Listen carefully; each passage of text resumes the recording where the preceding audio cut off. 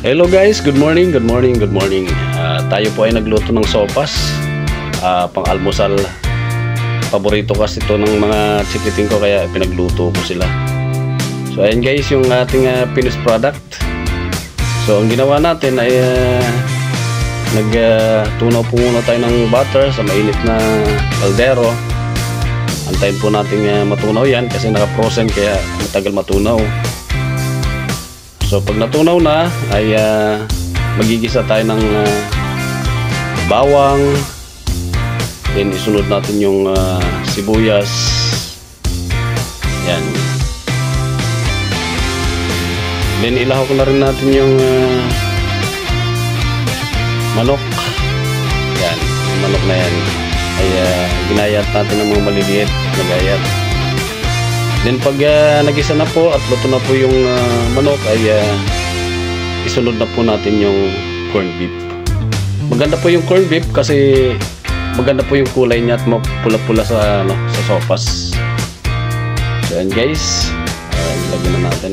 Then yung hotdog. Yan. Depende po sa inyo kung gaano karaming ilalagay nyo.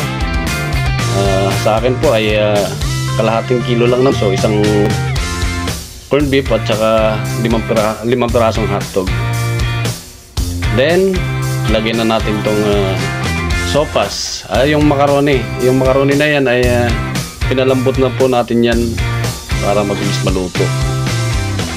Okay guys, hinalo-halo lang po. Then pag nahalo na ay nilagyan ko po ito ng siguro mga 1 litrong tubig.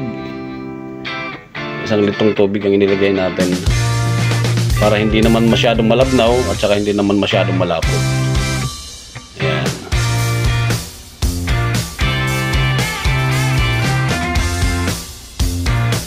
Mga ilang minuto lang ay kukulo na yan.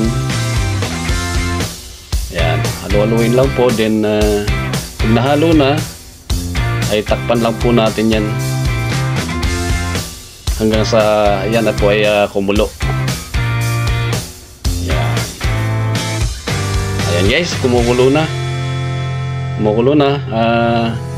Ilahok na po natin yung gulay. Yung gulay po na ginamit ko ay repolyo para healthy.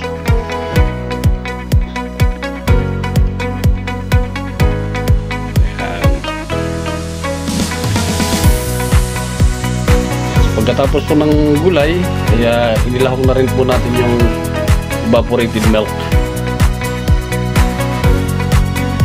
Katamtaman lang po yung laki na evap na ginamit ko kasi hindi naman ganun karami. Ayan, nilagyan ko rin po ng pamintang durog para medyo may sipa ng anghang. Tamang-tama lang po yan sa panahon ngayon na medyo maulan.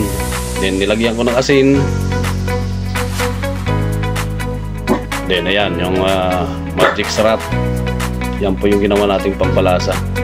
Depende po sa inyo kung gaano po ka alat. Ako hindi naman masyadong mahilig sa maalat, so kunti lang pong asin ang inilagay ko. Ayan, papakuluin lang po natin yan. Then pag kumulo na ay yan, ready to serve na yan. So kainan na.